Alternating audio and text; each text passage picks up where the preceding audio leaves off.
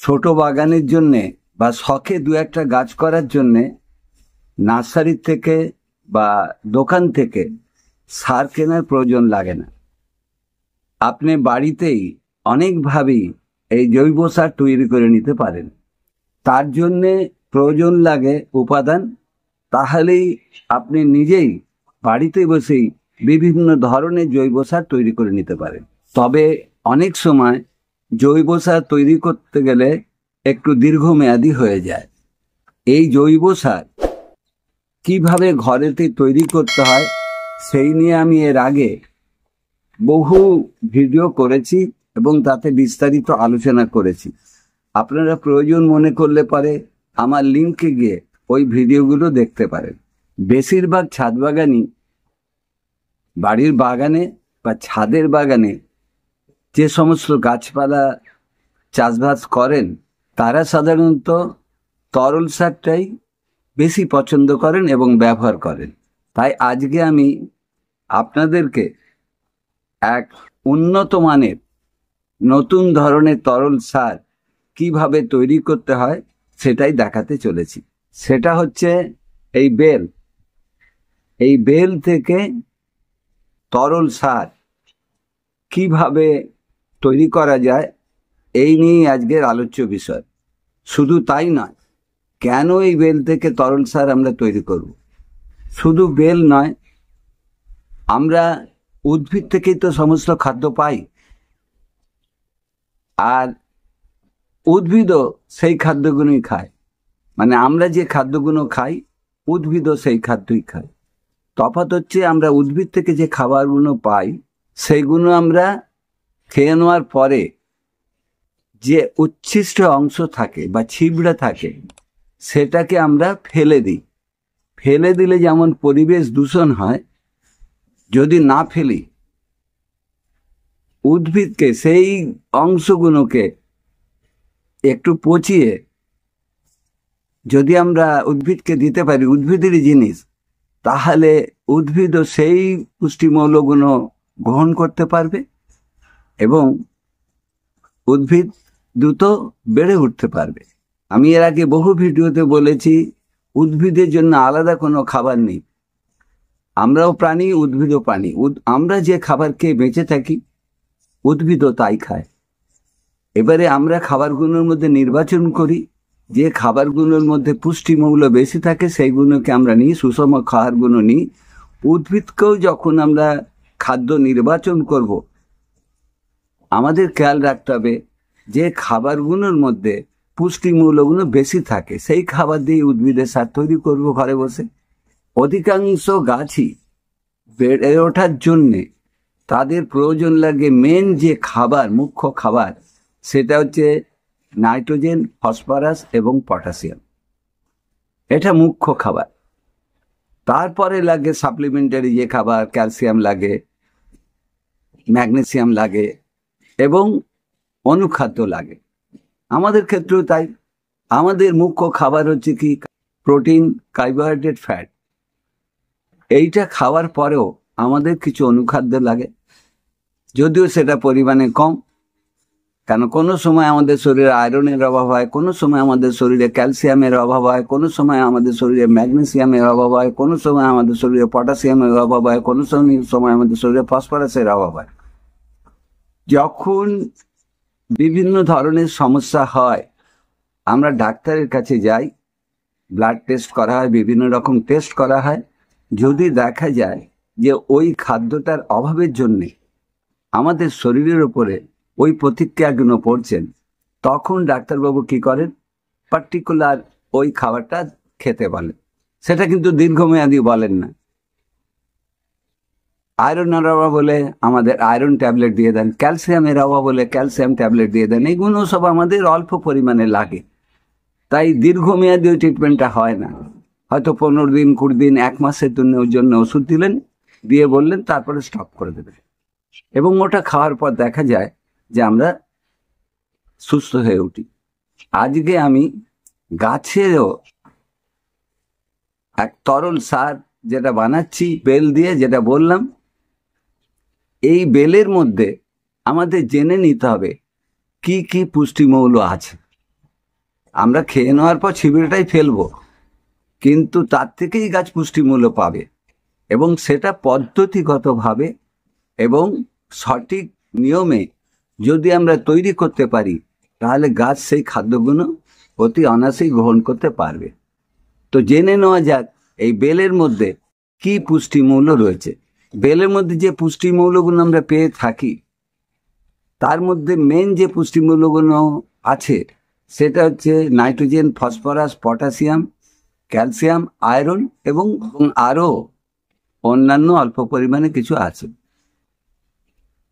তো মূল যে খাদ্য গাছের জন্য দরকার, নাইট্রোজেন, ফসফরাস এবং পটাশিয়াম আছে, তার সঙ্গে সাপ্লিমেন্টারি হিসাবে ক্যালসিয়াম পেয়ে যাচ্ছি, আর মানে মাইক্রোনিউট্রনের জন্য, অনুখাদ্যের জন্য যেটা দরকার আয়রন, সেটা বেল থেকে আমরা পাচ্ছি। আদার্স তো আরো অল্প অল্প কিছু আছে, সেটা পরিমাণটা কম। তো যদি সঠিক নিয়মে এই বেলের তরল সারটা আমরা গাছে ব্যবহার করতে পারি, তাহলে গাছ দ্রুত বৃদ্ধি হবে। কেন? এর মধ্যে নাইট্রোজেন রয়েছে। গাছ শেকড় বিস্তার দ্রুত করতে পারবে, শেকড়কে দৃঢ় করতে পারবে, শেকড়কে মজবুত করতে পারবে। আর শেকড় যদি মজবুত হয়, শেকড় যদি বিস্তার বেশি হয়, গাছ মাটির থেকে পুষ্টিমূল্যগুলো সংগ্রহ করে গাছের বিভিন্ন অংশে সাপ্লাই করতে পারবে। তো সেটা কি? সেটা ফসফরাসের কাজ। তো বেলের মধ্যেই ফসফরাসও আছে। তো বেলটা ব্যবহার করতে পারলে গাছের সার্বিক বিকাশ হবে, শেকড় থেকেই গাছ মজবুত হবে। আর নাইট্রোজেনের গাছকে ভুসি করবে, গাছ দৃঢ়, গাছ ঝোপালো হবে, গাছের পাতা সবুজ করবে। এবং পটাশিয়াম যেটা রয়েছে পাবো বেল থেকে, আমরা জানি পটাশিয়ামের কি কাজ। পটাশিয়াম গাছে ফুল ফল আনতে সাহায্য করে, গাছের রোগ প্রতিরোধ ক্ষমতা গড়ে তুলতে সাহায্য করে, এবং গাছের টিস্যুকে উন্নত করে। তো এইটা পেয়ে যাচ্ছি। এবারে ক্যালসিয়ামের কাজও আমরা জানি, ক্যালসিয়ামের অভাব হলে গাছে যা যা হয় সেইগুলো আমরা এর থেকে পাবো। আর আয়রনের অভাব হলেও আমরা জানি যে কি হয়, যে গাছের ক্লোরোফিল নষ্ট হয়ে যায়। ক্লোরোফিল নষ্ট হয়ে যাওয়া মানে গাছের পাতা সবুজতা হারিয়ে ফেলে। গাছের পাতা তখন আস্তে আস্তে হলদে হয়ে যায়। হলদে হয়ে কি করে, গাছের পাতার কার্যক্ষমতাকে হারিয়ে ফেলে। গাছ পাতার থেকে ক্লোরোফিল তৈরি করতে পারে না। আর তো গাছের ক্লোরোফিল তৈরিটাই আসল জিনিস। তো ক্লোরোফিল যদি গাছ তৈরি করতে না পারে, তাহলে কি হবে? গাছের বৃদ্ধি থমকে যাবে, গাছের পাতা ছোট হয়ে যাবে, গাছের পাতা হলদে আভাবন্ন হবে। তো এই বেল থেকে আমরা এই পুষ্টি গুণগুলো পাই। আর সঠিক নিয়মে আমরা যদি এই বেলের তরল সারটা গাছে দিতে পারি ঠিক সময় মতন, পরিমাণ মতন, তাহলে গাছের ফল ফুল আসবেই। চলুন আর ভিডিওটা দীর্ঘায়িত করব না, এইবারে আসল আলোচনায় আসা যাক। কাজেই বুঝতে পারছেন ভিডিওটা একটা গুরুত্বপূর্ণ ভিডিও হতে চলেছে। আপনাদের সকলের কাছে অনুরোধ করব, ভিডিওটা স্কিপ না করে সম্পূর্ণ ভিডিওটা দেখার জন্য। চলুন দেখতে থাকি যে এই বেল থেকে কি করে তরল সারটা বানানো যায়। বেলের এই সারটা তৈরির আগে বেল সম্বন্ধে সামান্য কিছু একটু জেনে নেওয়া যায়। বেলের ইংরেজি নাম হচ্ছে উডা বেল, আর এর বৈজ্ঞানিক নাম হচ্ছে অ্যাজেল মার্মেলাস। সাধারণত বেলকে অনেকেই বেলি বা ভেল নামে জেনে থাকে। এছাড়াও অনেকে বেলকে বেঙ্গল কুইন, সোনালী আপেল, জাপানি তেতো কমলা ইত্যাদি হিসাবেও জেনে থাকেন। এবারে আসি বেলের সারটা তৈরি প্রসঙ্গে। এই যে বেলটা দেখতে, এই বেল থেকে সার কতটা পরিমাণে করবেন সেটা নির্ভর করছে আপনার বাগানের গাছের সংখ্যার উপরে। আমি আপনাদের দেখাবার জন্য একটু ছোট করে দেখাচ্ছি। এই যে বেল দেখছেন, এই বেলটা যদি গোটা বেলের সার তৈরি করতে চান তাহলে সম্পূর্ণ বেলটা নিতে হবে, নিয়ে এর সঙ্গে 2 লিটার জলের মধ্যে ভালোভাবে মেশাতে হবে, চটকে নিতে হবে। কিন্তু আমি এই বেলটার আর্ধেকেরও কম একটু নেব, মানে আমি এই বেলটার থেকে তরল সারটা যেটা তৈরি করব সেটা 1.5 থেকে 2 লিটারের মতন, তাই আমার পরিমাণটা কম হলেও হবে। আপনারা আপনাদের পরিমাণ মতন যতটা গাছের করবেন সেই মতন আপনারা করবেন। যদি 10 লিটারের করেন তাহলে এরকম বেল 2 বা 3টে নিতে হবে, বা বড় একটা বেল নিলেও চলবে।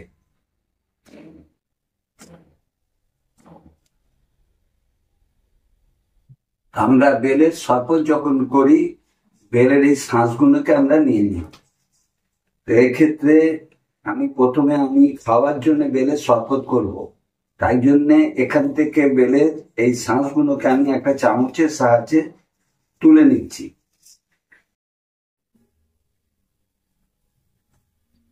তাহলে আমার খাওয়ার মতন যেটুকু দরকার সেই বেলটা আমি এখানে নিয়ে নিলাম। এই যে দেখছেন এতটা মতন আমার অবশিষ্ট অংশ পড়ে থাকলো। এটা দিয়ে আমি 1.5 থেকে 2 লিটার বেলের তরল সার তৈরি করতে পারি। এটাকে এখন কি করব, এই মগেতে আমি 1/2 লিটার জল দিয়েছি। এই যে মগটা দেখছেন, মগের মধ্যে আমি 1/2 লিটার জল দিয়েছি। এর মধ্যে এটাকে ভালোভাবে চটকে মিশিয়ে নেব।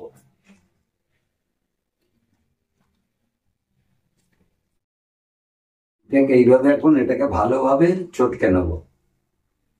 এই দাঁড়ালো। এবারে এই তরলটাকে আমি 48 ঘন্টা একটা এর উপরে চাপা দিয়ে ছায়াযুক্ত জায়গাতে রেখে দেবো। 48 ঘন্টা বাদে এসে এটা থেকে কি হবে, সারটা বেরোবে এবং এর সাথে কতটা পরিমাণে জল দেবো এবং কিভাবে গাছে প্রয়োগ করব, কতদিন ছাড়া প্রয়োগ করব এবং এই তরলটা ব্যবহার করলে গাছের কি উপকারে লাগবে, এই নিয়ে বিস্তারিত আলোচনা আপনাদের সাথে করব। ফিরে এলাম 48 ঘন্টা বাদে। এবারে এইটাকে ভালো করে চটকে নিতে হবে। এখন এটাকে একটু ছেঁকে নেব।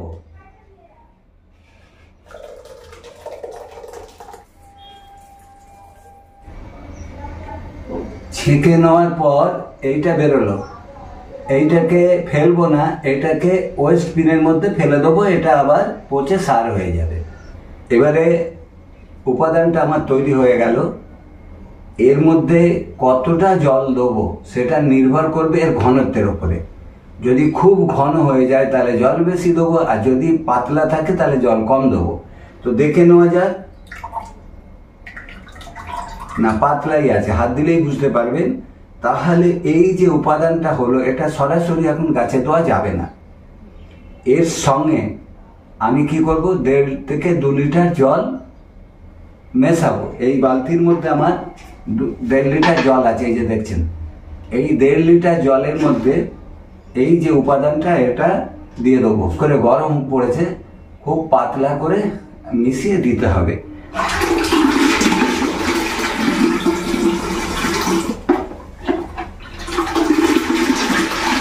এবারে প্রশ্ন হচ্ছে এটাকে কিভাবে ব্যবহার করা যাবে। এটাকে ফলিয়ার স্প্রেতে ব্যবহার করা যাবে না, এটাকে গাছের মাটিতে এই মিশ্রিত তরল সারটাকে ব্যবহার করতে পারবো। প্রশ্ন হচ্ছে কতদিন ছাড়া ব্যবহার করব। এটা মাসে একবার এটাকে ব্যবহার করলেই হবে। আর এটা যে ব্যবহার আপনাদের করতেই হবে সেরকম কিছু নয়, কেন ঘরোয়া পদ্ধতিতে গাছের জন্যে অনেক জৈব সারই আমরা ঘরে বানিয়ে নিতে পারি। যেমন সর্ষের খোল থেকে বানাচ্ছেন, বাদাম খোল থেকে বানাচ্ছেন, শাকসবজি আনাজের খোসা থেকে বানাচ্ছেন, ফলের খোসা থেকে বানাচ্ছেন, পেঁয়াজের খোসা থেকে বানাচ্ছেন। তো বিভিন্ন ধরনের তরল সার আপনারা ব্যবহার করছেন। তো এইটা যে নিয়মিত আপনাকে ব্যবহার করতে হবে সেরকম কিছু নয়। খালি আপনাদের জানানো হলো ঘরের ফেলে দেওয়া বিভিন্ন জিনিস থেকেই আমরা গাছের খাবার নিজেরা বানিয়ে নিতে পারি। তো সেরকমই একটা সার আপনাদের সামনে তুলে ধরা হলো। আপনারা প্রয়োজন মনে করলে পরে গাছকে ঘুরিয়ে ফিরিয়ে দিতে পারেন। যেমন আমাদের একই খাবার রোজ রোজ খেতে ভালো লাগে না, মাঝে মধ্যে খাবার আমরা চেঞ্জ করি। তো সেরকম হলে পরে আপনারা এটাকে মাসে একবার গাছে দিতে পারেন। আর কখন দেবেন এটা নতুন করে কিছু বলার নেই, যে কোনো ধরনেরই গাছের খাবারকে দিতে হবে সূর্য ওঠার আগে বা সূর্য ডুবে যাওয়ার পরে। তো এই সময় যে ভিডিওটা বানাচ্ছি এখন চড়া রোদ আছে, এখন গাছে আমরা দিতে পারবো না এটাকে আমি বিকালবেলা গাছেতে সূর্য ডুবে যাওয়ার পর প্রয়োগ করব। এবারে বলবেন কতটা মাত্রায় দিতে হয়? না, গাছের বয়স আর টবের আকার অনুযায়ী দিতে হবে। ধরুন আপনার 100 ml থেকে আর 1 লিটার অবধি আপনি দিতে পারেন। ছোট গাছ হলে 100 ml, তারপরে আস্তে আস্তে বাড়াবেন। যদি হাফ টাইম হয় 1 লিটার পর্যন্ত দিতে পারেন। আসুন জেনে নেওয়া যাক পাকা বেলের সারের কার্যকারিতাটা কি। এই পাকা বেলের মধ্যে আমরা পাই নাইট্রোজেন, ফসফরাস, পটাশিয়াম, ক্যালসিয়াম ও কিছু মাইক্রোনিউট্রনের মতন উপাদান, যা কিনা স্বাস্থ্যকর উদ্ভিদের বৃদ্ধির জন্য কাজ করে। এটা মাটির কাঠামোকে উন্নত করে, মাটির উর্বরতা বৃদ্ধি করে এবং মাটির জল ধারণ ক্ষমতা বাড়ায়। পাকা বেলের সার মাটিতে মাইক্রোবায়োমের বৃদ্ধি করে, যা কিনা জৈব পদার্থগুলোকে ভেঙে দিয়ে উদ্ভিদকে দ্রুত খাদ্য সংগ্রহ করতে সাহায্য করে। এটা উদ্ভিদের বৃদ্ধি নিয়ন্ত্রণ করে, মূল বা শেকড়ে বৃদ্ধি করে এবং গাছের পাতাকে ঘন সবুজ করে বৃদ্ধি করতে যেহেতু এটা জৈব সার, বেলের তৈরি সার কীটপতঙ্গ এবং বিভিন্ন ধরনের রোগের প্রতিরোধ করতে সাহায্য করে এবং বাজার তৈরি রাসায়নিক কীটনাশক বা ছত্রাকনাশকের প্রয়োজনীয়তা হ্রাস করে। এটা মাটির পিএইচ এর ভারসাম্য বজায় রাখে, সাথে সাথে মাটির অম্লতা ও মাটির ক্ষারত্ব হ্রাস করতে সাহায্য করে। এটি যদি কম্পোস্ট বিনেতে ব্যবহার করা যায় তাহলে জৈব পদার্থের পচন ক্রিয়া অতি দ্রুত হয়। এবারে আসা যাক এর বেনিফিট বা সুবিধা নিয়ে আলোচনা। এটি নিয়মিত এবং পরিমাণ মতন ব্যবহার করতে পারলে ফসলের ফলন বৃদ্ধির হার বৃদ্ধি পায়, উদ্ভিদের স্বাস্থ্যের উন্নতি ঘটায়, মাটির উর্বরতাকে বৃদ্ধি করতে সাহায্য করে, মাটির ক্ষয় হ্রাস করে। আমরা যে ঘন ঘন বাজার থেকে পয়সা খরচা করে রাসায়নিক সার বা রাসায়নিক ছত্রাকনাশক কিনে নিয়ে এসে আমাদের উদ্ভিদে ব্যবহার করি, এরকম ধরনের জৈব সার যদি আমরা সময় মতন আমাদের বাগানে ব্যবহার করতে পারি তাহলে বাজার চলতি রাসায়নিক কীটনাশক এবং ছত্রাকনাশকের প্রয়োজনীয়তা হ্রাস করতে সাহায্য করে। তো এইটা যদি গাছে ব্যবহার করা যায়, এটা একটু কম বা বেশি হলেও গাছের কোনো রকম ক্ষতি হয় না। তাছাড়াও যেহেতু এটা জৈব সার, এটা পরিবেশ বান্ধব হিসাবেও কাজ করে। বন্ধুরা, এই ছিল আজকের ভিডিওটা দেখে যদি আপনাদের ভালো লাগে তাহলে লাইক, কমেন্ট এবং শেয়ার করবেন। আর আপনাদের কাছ থেকে যত বেশি করে আমি লাইক পাবো, আমার এরকম ধরনের আমার বিভিন্ন ধরনের নতুন নতুন ভিডিও করার প্রবণতা বাড়বে এবং আগামী দিনে আপনাদের সামনে আমি নানা রকম ভিডিও নিয়ে উপস্থিত হতে পারবো। আর যদি মনে করেন ভিডিওটা আপনাদের কাজে লাগবে তাহলে সম্ভব হলে